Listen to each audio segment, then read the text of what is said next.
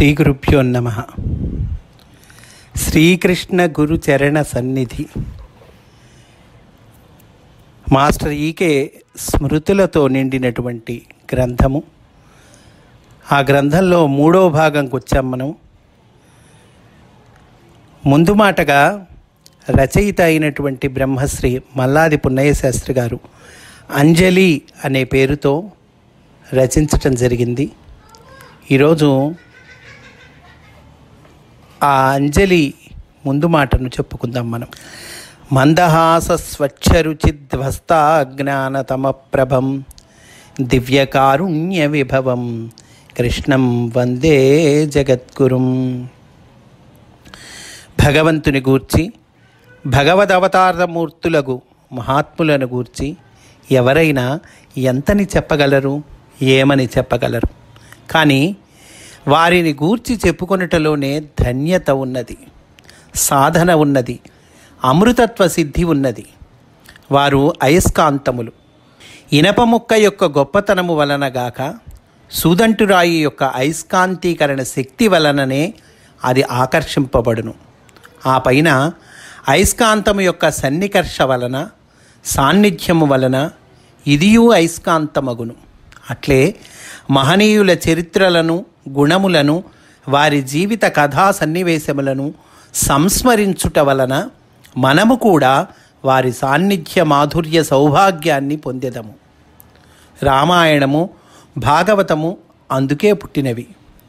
శ్రీరామ, శ్రీకృష్ణుల సామాన్యముల వలె కనపడు జీవిత సన్నివేశములను కూడా విడువక వారి నవ్వులు, నడక, చేష్టలు, రూపగుణవర్తన విలాస విశేషములు వర్ణించి వారి సాన్నిధ్య సుఖసాగరములలో ఓలలాడి వాల్మీకి, వ్యాసులు ధన్యులై మనలను ధన్యులను చేయుచున్నారు. వ్యాసుడు భాగవతము రచించుటకు పూర్వమే బ్రహ్మజ్ఞాని అయినను నోరారా మనసారా శ్రీకృష్ణుని వర్ణించిన పిదపనే నిండైన అనుభూతిని అందించుచున్నాడు. అదే విధముగా మాస్టరు గారిని స్మరించుచు కీర్తించుట వలన మనము వారి సాన్నిధ్య మాధుర్యానుభూతి సాగరములలో ఓలలాడుచుందుము. వారి గుణగణములు మనకబ్బి ఉద్ధరింపబడెదము. అయితే వారిని వర్ణించుట ఎవరితరము? సాగరము లోతు, ఆకాశపుటెత్తు తెలియ యత్నించుట మూఢత గదా. ఆకాశములో ఏ పిట్ట అయినను కొద్దిమేర ఎగిరి ఆకాశమంతయు తెలిసినది అని అనరాదు. అయినను మాస్టరు గారనేవారు ప్రేమ సాగరము గనక అందులో మునిగి ఆనందించుటయే గాని వారెంతవారో అనే లోతు తెలియుట మన పని కాదు. వారిని గూర్చి ఎందరూ ఎన్ని చెప్పుకొన్నను ఇంకను ఎంతయో మిగిలియుండును. అయినను ఆయనను గూర్చి చెప్పుకొనకుండా ఉండలేము. మద్వాక్ సంపద అల్పమల్పతరము. వారి అపార కరుణ వలన వారితో కలిసి చిరించు మహాభాగ్యము అనుగ్రహింపబడినది. వారి దివ్య చరణ సన్నిధి కన్నా ఏమి కావలయును? ఆ దివ్య పురుషులు నన్ను తన వద్దకు లాగికొనుటకు ముఖ్య కారణము వారే ఒక్కసారి చెప్పారు. మీ అమ్మకు నీవు పుట్టావు గనక, ఆమె పెంపకము నుండి వచ్చావు కనుక, అందువలన ఈ మాస్టరు గారి చరణముల చెంతకు చేర్చిన మా అమ్మకు ముందు కృతజ్ఞత చెప్పుకొనవలెను.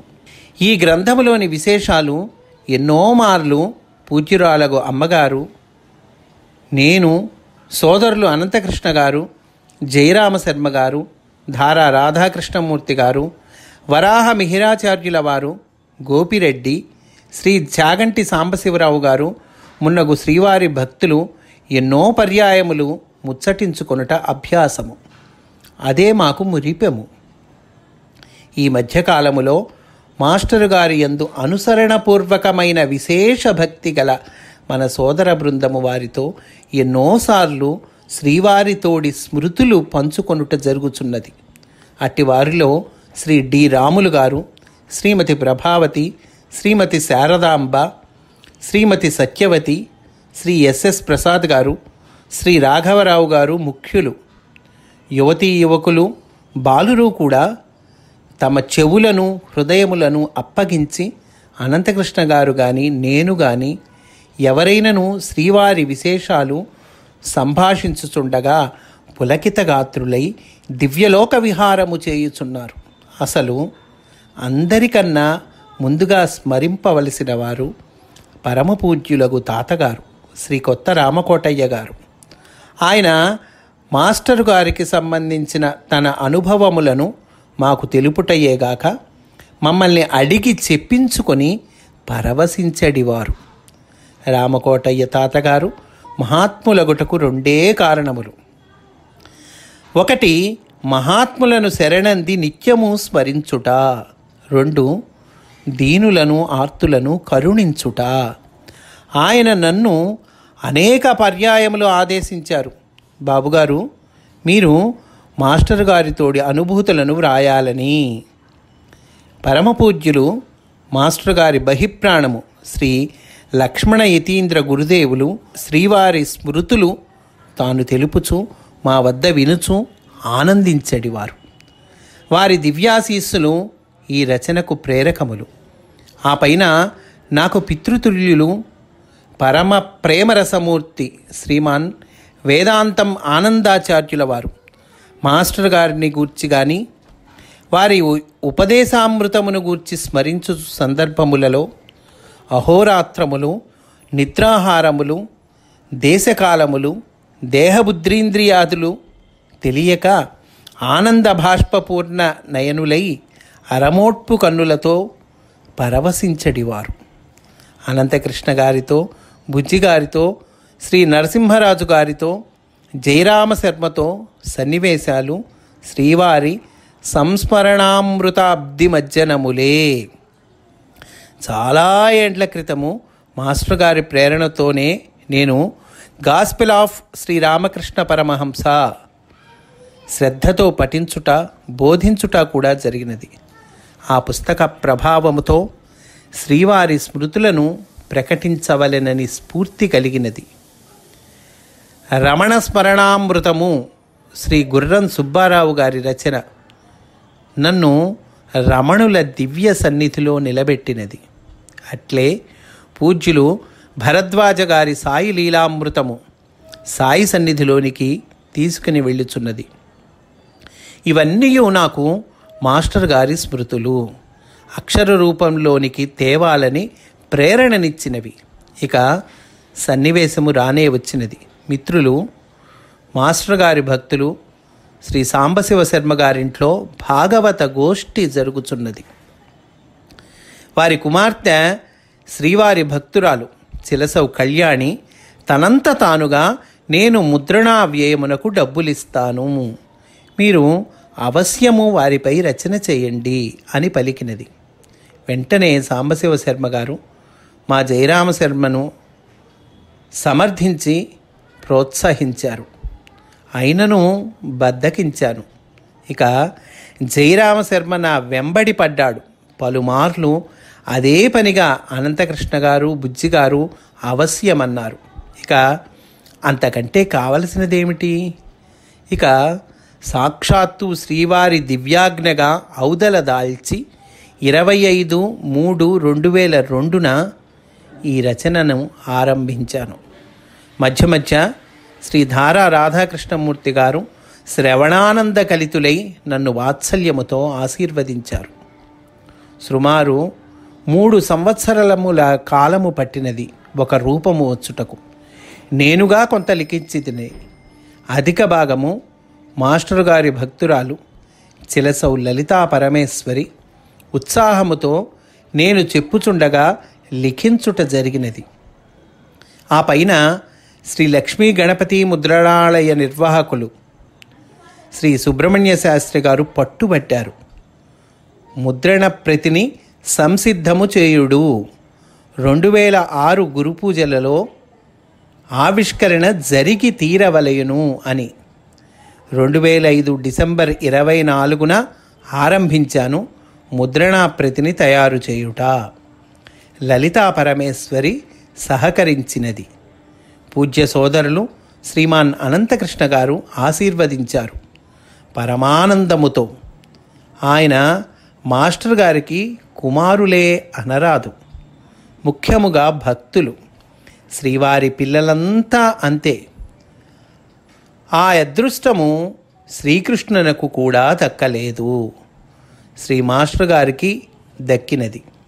తన సంతతియే తన మొదటి భక్తులు.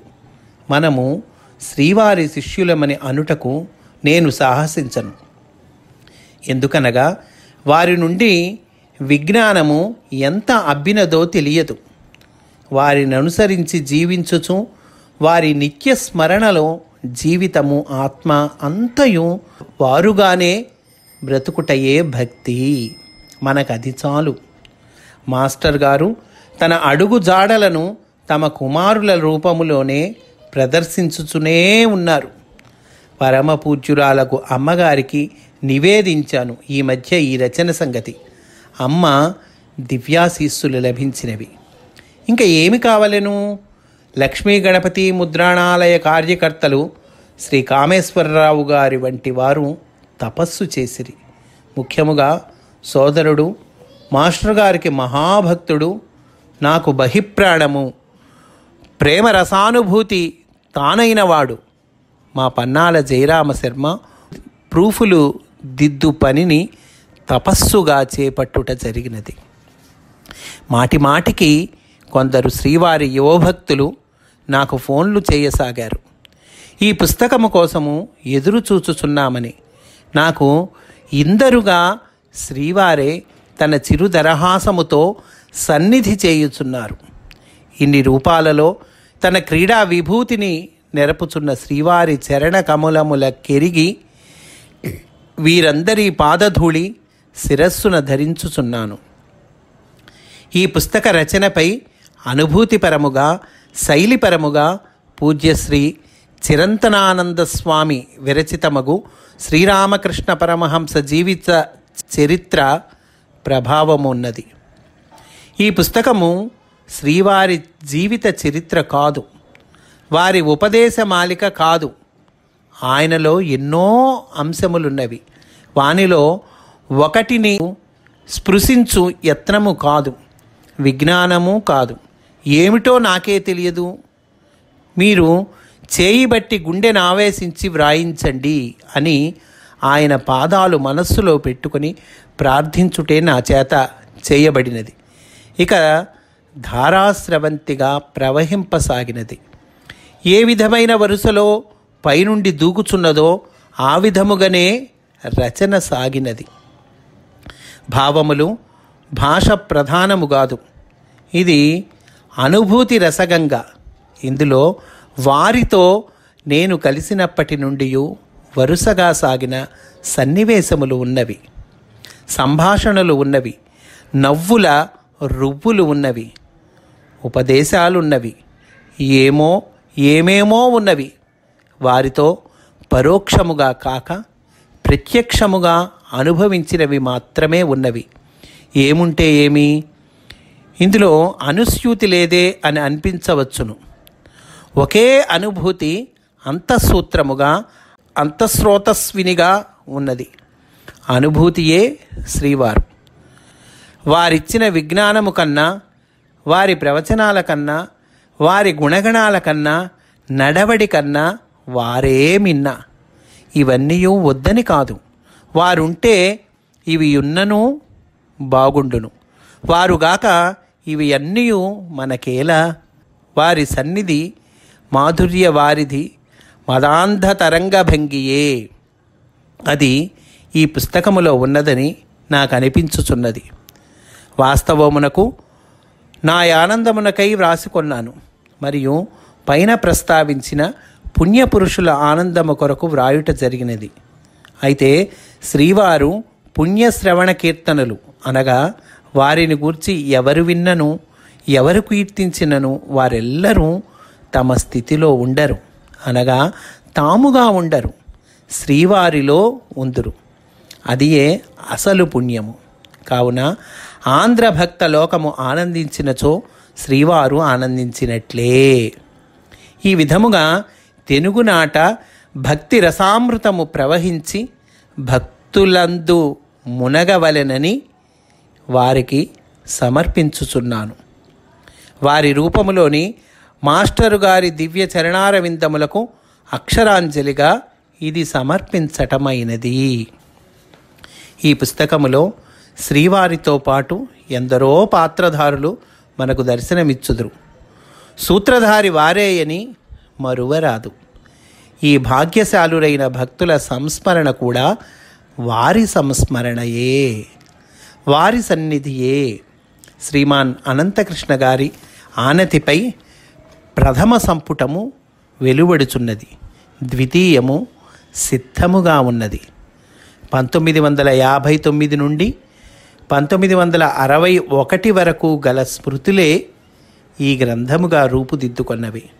ఇంకా 1984 వరకు ఉన్నవి రావలసియున్నవి. ఎన్నో మార్లు ఈ రచన సాగుచుండగా నడుమ ఆగినది.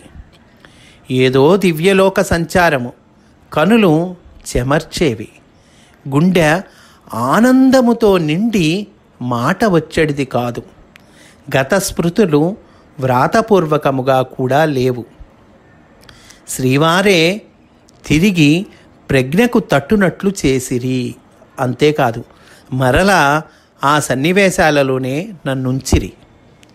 అంతర్యామిగా వెలుగుచున్న మాస్టరు గారిపై వారెల్లరినీ, సమస్త జీవులను కలకాలము తన చల్లని చూపులతో, నవ్వులతో, సాన్నిధ్యముతో ఆశీర్వదింతురుగాక అని వారిని వేడుకొనుచున్నాను.